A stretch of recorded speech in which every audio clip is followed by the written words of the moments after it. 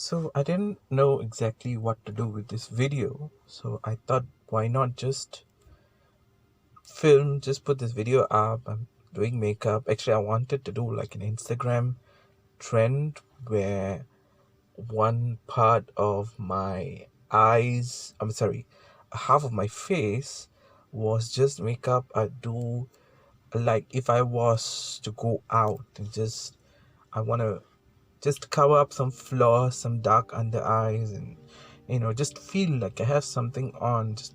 Just it is true when women say, oh, um,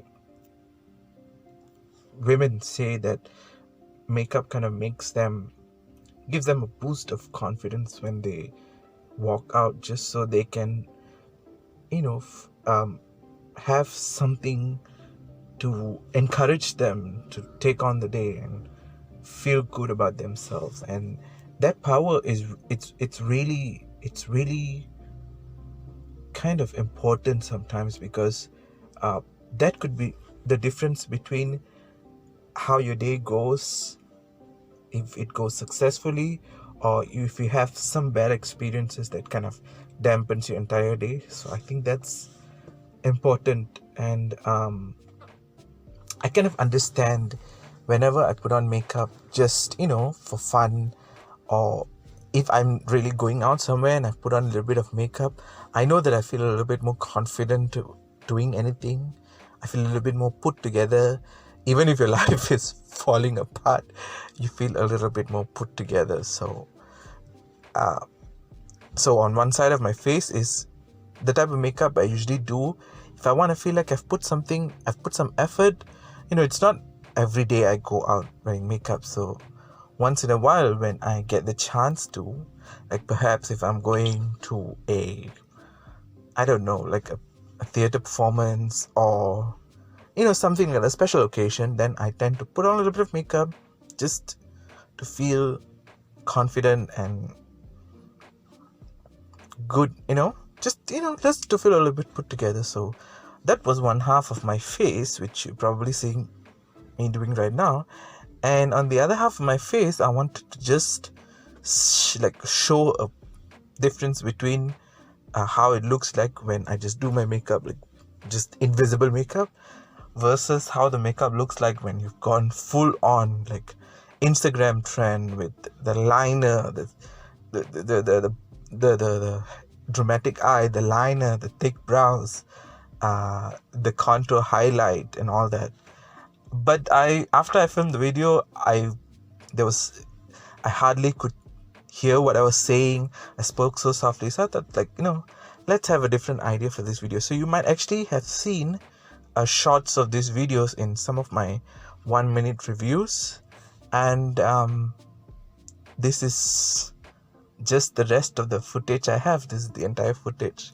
So I'm putting on half of my face with, like I explained, just invisible if I really want to wear makeup when I'm going out, plus versus a full on, like Instagram, like highlight, contour, baking, all the fixings.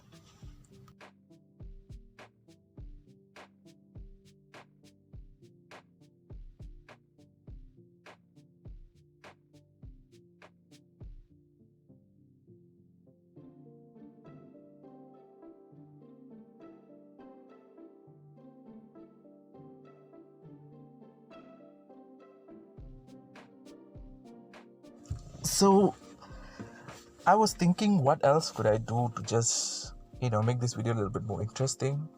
I don't know if you guys are going to watch. I don't know if anyone is going to watch, but I thought, just to make this video a little bit more interesting, I thought I would also add in like a commentary throughout the video, but not about what I'm doing in the video, but about experiences I've had as someone assigned male at birth, who lives in Malaysia, who has got a lot of interest towards something that is considered feminine, like makeup.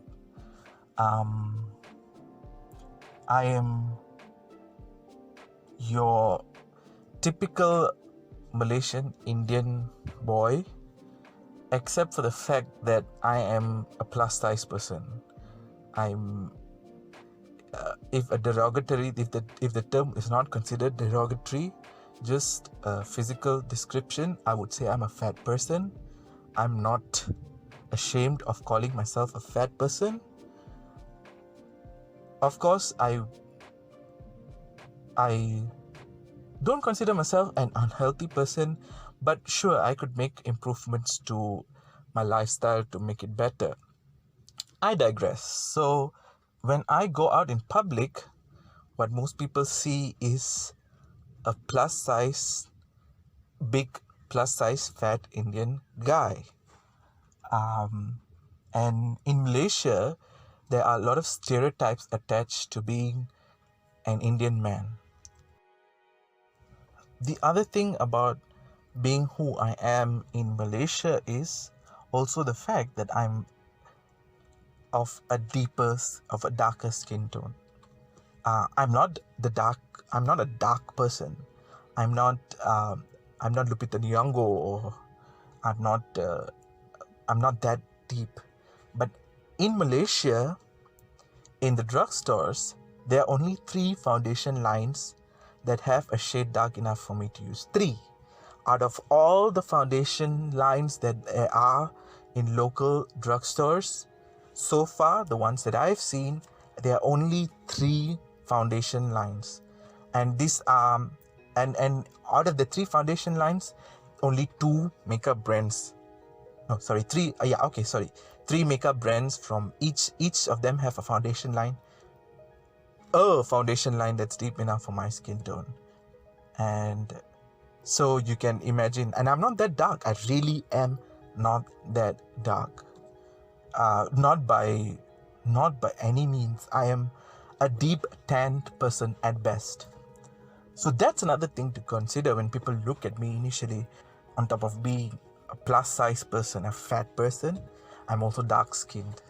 Kind of adds to the layer of not only am I Indian, I'm also dark skinned, and I'm also Indian man in this country. So another layer of, like if this wasn't enough, let's add this on top of it.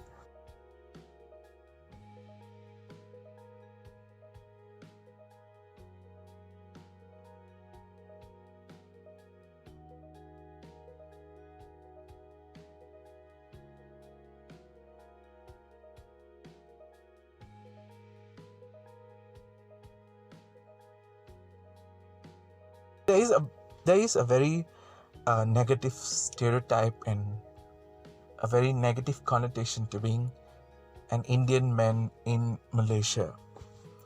I believe maybe Singapore has this problem too, but I don't know how it's like in Singapore, but in Malaysia there certainly is, whether we like it or not. So what's worse is, because I'm a bigger size person, I'm immediately noticeable because of my sheer size. And because I'm noticeable, I get very visibly noticed when I am looking at makeup in makeup stores or anywhere. It would not matter if I was in Watson's or in Guardian, or if I was in a higher end place like Sephora, or even if I walk into the department stores like maybe Justco or Aeon or Parksons, where they have all the makeup, the high end, the designer makeup like Chanel, YSL, Chanel, all those kinds of makeup, Dior, all those makeup, those department stores with that makeup area. So it wouldn't matter if I walked in there, or Watson's or Guardian, or even Sephora, I would always get racially profiled.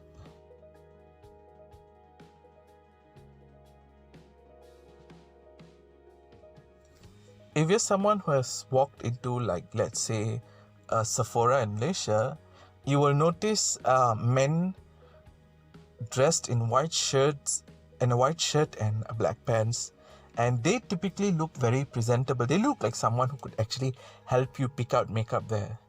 But ask them, they wouldn't know anything about makeup there. What they are is essentially, I don't know the entire details, but I think they are security. Because the moment I walk into a Sephora, and I've walked into Sephora in KL and in Penang, and mostly in KL and Penang, and in both places, every single time, this man in the white shirt and the black pants will follow me, or his gaze will be on me throughout the entire time I am there. This is, I believe it's called racial profiling, and it makes me feel very uncomfortable. On top of being who I am and how I look like, it's very disheartening. That's one thing.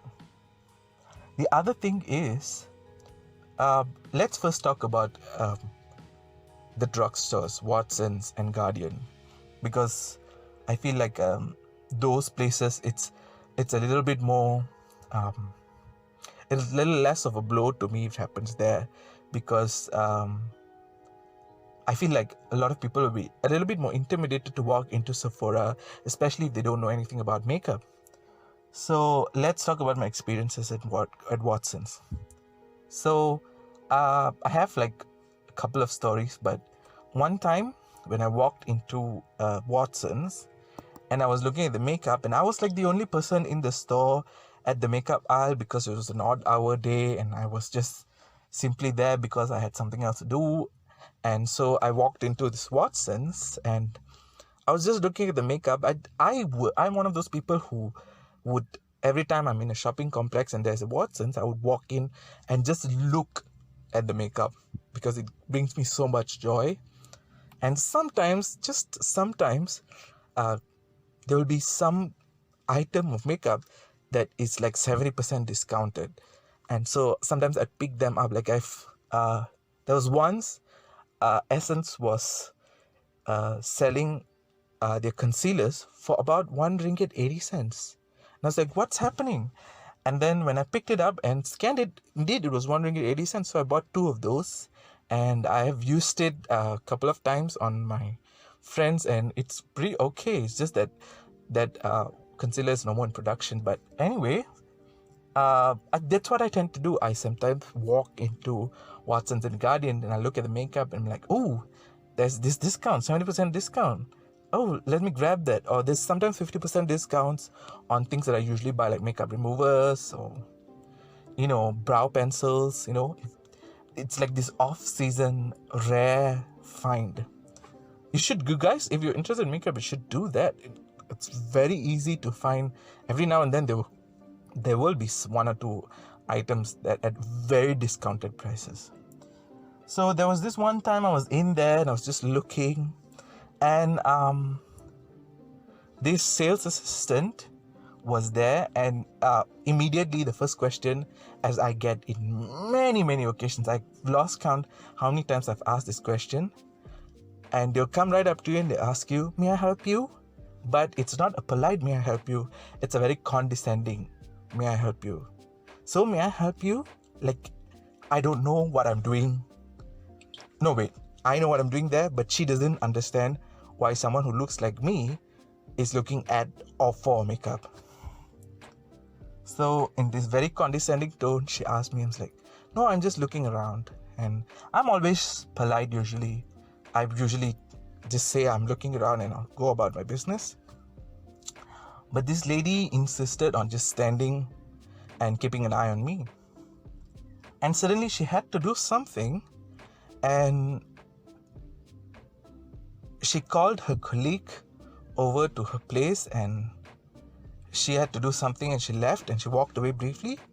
And on her way out of the Watsons, she kind of reminded this colleague, just stand there and look, just keep an eye on this man. And there's only one reason that you would ask a another sales assistant to keep an eye on a potential customer. You obviously think that I'm going to damage or steal something. And she said this to her colleague in Mandarin, and I know a smattering of just a little bit, just a tiniest bit of Mandarin, and I knew exactly what she was saying. I knew enough to make out what she was saying. So that was fun. The other time, there's another story also in Watson's, and a different Watson's this time. A sales assistant would not stop recommending me lipsticks and kept repeatedly asking me in a very, it's like asking me as if I didn't know what I was doing at all, like I'm the dumbest person on earth and I didn't know what lipsticks were. So she kept pestering me and asking me, like, what do you want? I understand she was being helpful, but sometimes just leave people as they are. If you're a beauty assistant in a makeup store, if someone is looking around, don't go up to them and ask them if you can help them. Just let them be. Smile at them, say hello, and let them be. If they want something, they'll look around for someone to ask it to, and then you approach them and ask them, how can I help you? Are you looking for something? If they are not looking for you, then do not bother them. I get bothered like this many times, again because of how I look, of who I am and how I look. So this lady I understand she was probably trying to be helpful, but when you keep asking the same question and the same type of question in different variations again and again, I reached my limit. I was being polite to her the whole time, and I was still being polite to her when I delivered this line. Darling, I got over 40 lipsticks in my collection. I know what kind of lipstick I want if I want to get it. And that did shut her up, but it also kind of impressed her. And I wasn't rude. I was never rude. I am never rude to anyone.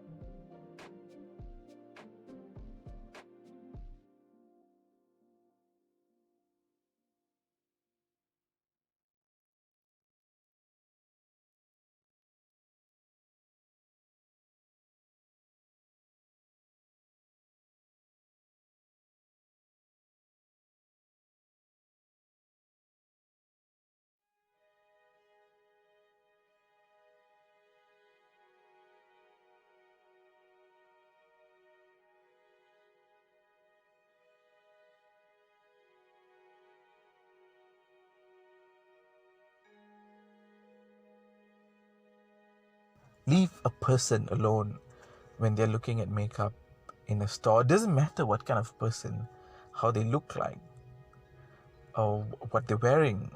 Just leave us be. Leave me be.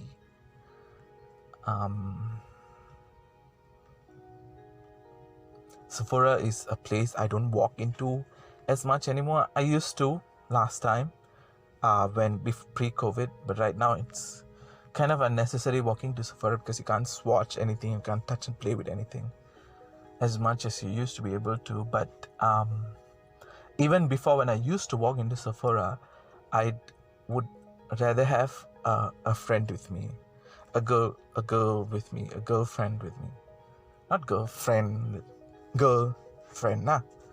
So I've often, like 70% out of the times I walk into Sephora pre-COVID, I walked in with another person, another female with me, a female with me. So when I do that, I don't really get disturbed as much. Sometimes I get the nice kind of stares where I am explaining to the female friend It's ironic, isn't it? I'm explaining to the female friend what to do with an eyebrow pencil, or what to do with a foundation, or what to do with a tinted foundation, or whatever it is. And I sometimes get that impressed look. But often I don't walk into Sephora unless I have a friend with me. When every time I've walked into Sephora on my own, I've had at least one unpleasant experience. One of these things would happen to me every time I walk into Sephora pre-COVID. Number one, as I've already said, racial profiling. That man in the white shirt and the black pants. Gaze. Well, I remember once this man, until I left the store, was standing a feet away from me, just looking at what I was doing. And he thought I didn't notice it because I was just looking at the makeup. But I did, and I was very frustrated. And then there is the other thing that would inevitably happen. The other thing on the list that would happen to me is this dirty look from at least one of the sales assistants. This condescending, what the hell is he doing here? Does he know anything about makeup? Wow, you wearing that into Sephora, I don't know what questions run through their head, but I imagine some of these questions, at least one of these questions must be. The third is that condescending question. May I help you? What are you looking for? And it's never polite. I'm sorry. Tone is always polite, but the way they say the intention, I already know. They think I know nothing about makeup. And the other worst thing is when the sales assistant is rude to you. I've had that happen once or twice, but I would usually just tell them, it's okay, I can help myself, just thank you. And they would get visibly frustrated and leave, and I don't know why. I understand that you're a human being too, but I don't walk into Sephora to make big decisions. When I walk into Sephora, I'm in a good mood, I'm looking makeup, I want to be happy in there. But often whatever they do will just turn my mood around. I understand maybe you have a problem, so if you have a problem, don't come to me with that mood. I'm sure there are going to be arguments against that. I understand that you are a person in the service industry, which is a very difficult industry to be in and of itself. I understand that, but do realize that we want a good experience when we come to shop. And if I'm not making your life difficult, please don't go out of your way to make mine difficult.